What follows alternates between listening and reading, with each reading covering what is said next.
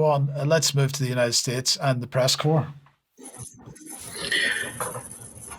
This issue, of course, I had mentioned briefly in Extra a few newscasts ago, and I wanted to get into a little more depth. It's obviously an issue that can be looked at in an ongoing fashion. This first slide actually indicates that the welcoming of new media voices into the White House actually started to a degree in Trump's first term. This is from 2021.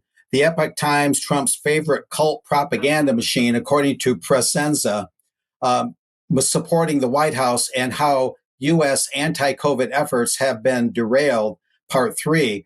So this figure, this personality shown here for Epoch Times, he was compared by this publication, Pressenza, compared to Joseph Goebbels. A bit unfair, I would say.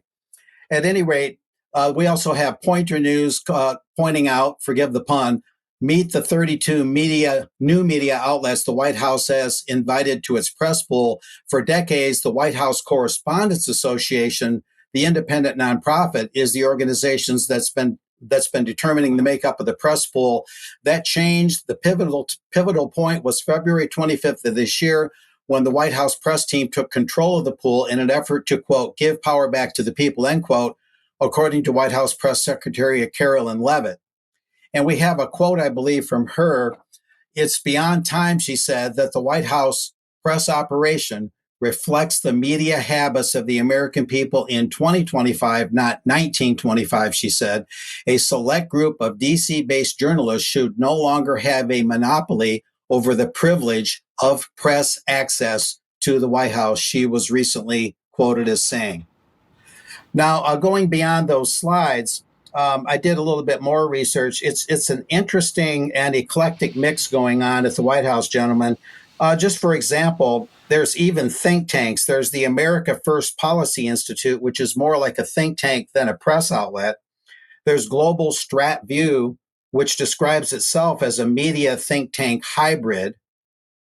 There's Notice, otherwise known as News of the United States.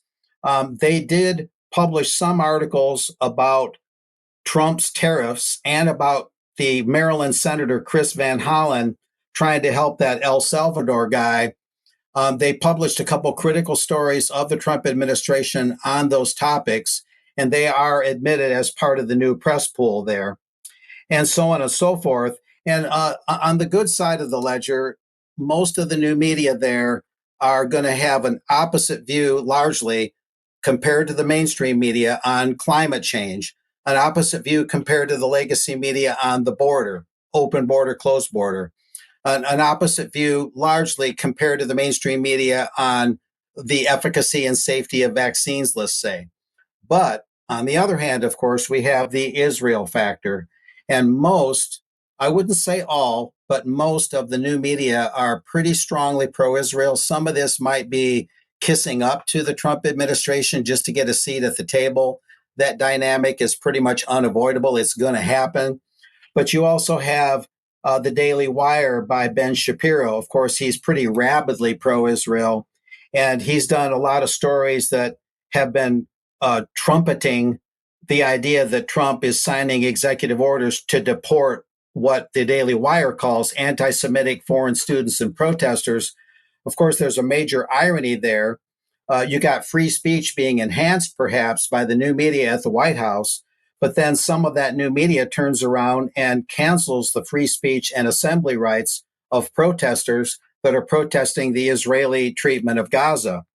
And you also have other networks. As we wind this up, we have the Eternal Word Television Network, the Catholic news outlet, that has been critical of Israeli bombing of Gaza because they violate Catholic traditional just war principles as they've been known throughout history. But then on the other hand, you have the Christian Broadcasting Network founded by Pat Robertson that's very, very pro-Israel. And then lastly, I'll mention that another interesting dynamic is the news outlet that's allowed in the new press pool, that one of the new entities in the press pool, they're called Semaphore, and they're actually mainstream legacy journalists that quit their regular jobs and formed a new news organization. And they have a founder and CEO, Justin Smith, who's a lifetime member of the Council on Foreign Relations as part of the new press pool. So it's an eclectic mix, and the Israeli factor is kind of the where the pivot point is. But it's a mixed bag. There's a lot of advantages. It is a good move toward free speech. On the other hand, there's a lot of nuance there. So maybe we can go a little bit more on this in extra. So Thanks, Mark. Thanks. Definitely. Yeah. Okay. And now let's finish, Patrick, with Jonathan Cook. This is interesting. I think people will get a kick out of this as well. So this is Amnesty International, their 2025 People's Choice Awards for journalists there. And there's the pantheon of, I guess you could say left-wing journalists that Amnesty's membership shortlist based on votes by Amnesty UK members here. Let's take a look at these because there's one journalist in here, Mike, on this, one journalist that I would vote for. Take a wild guess who it is. Don't say it. We'll go through the list here. Let's bring the list up here. These are the nominees for Amnesty International's, top independent journalists here. Owen Jones. Okay. Owen Jones. I'm not sure about that. I'm going to cross him out. I think he's a bit of a deep state shill, actually. Jeremy Bowen. Is he BBC? Yeah, he is, absolutely, yes. So I'm going to cross him off there, disqualified. Nesreen Malik. I actually looked up her work. She writes for The Guardian. She actually does some very good journalism. So I like her. I'm going to leave her on my list. Lisa Doucette, BBC. A bit spooky, perhaps. A bit spooky. Fergal Keane, trusted voice of, the major networks. I don't think so. Patrick Cockburn, actually an excellent journalist. Great career, stellar. I'm going to leave him on the short list. Jonathan Cook, of course, needs no introduction. Jonathan Cook is one of the top journalists, I think, independent journalists on Palestine.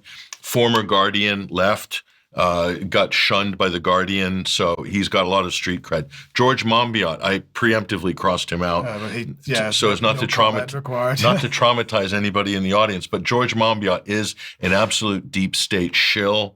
He is everything that is bad about mainstream media. George Monbiot embodies it. So how he gets on these lists is just beyond me. Ash Sarkar and Michael Walker. Navarro Media. I'm not sure about Navarro Media. They seem to be very politicized. So again, I put a little radioactive warning on Monbiot. Navarro has done some good work on Palestine on that issue. So I'm on the fence there, but let's look at those here. The one that I'm going to back on this is Jonathan Cook. So I'm going to say, go to his Substack page, folks, and take a look at his work there. It's absolutely brilliant. He is one of the really true independent media journalists out there. There's Jonathan up on screen. He's based in the UK now. He's been in the West Bank for many years. His work is stellar. Some of his recent work is this one he's done here, basically on Simon Sebag Montefiore and Simon Schlama, calling them shilling for Israel's genocide, and they must be outed. And this is an amazing piece that he's done. This is one of the best things I've read in a while. So again, go to Jonathan Cook's Substack, support Jonathan, but more importantly here, vote for Jonathan. Go to this. There's a URL at the bottom, amnesty.org UK. It'll be in the show notes. It'll be in the show notes. Listen, I don't want to push my choices on you guys, but vote for Jonathan Cook. Because if it's about integrity and great journalism and somebody who is just totally unwavering in his principles, there's no contest. I mean, the other Patrick Cockburn and some of the others are excellent journalists, but Jonathan Cook has basically distinguished himself after October 7th, especially, but throughout his whole career. There's really nobody else that you can really, I think, vote for. If it comes to independent journalism, please, I think we need to get involved. Make sure we get Jonathan Cook over the finish line, folks. He certainly deserves to come well ahead of Lisa Doucette and Jeremy Bowen at the very least. So yes, vote for him. Okay, we got to leave it there for today. Thank you very much, Patrick and Mark. Thanks everyone for watching. We'll be back for extra in a couple of minutes. Join us then. Bye-bye.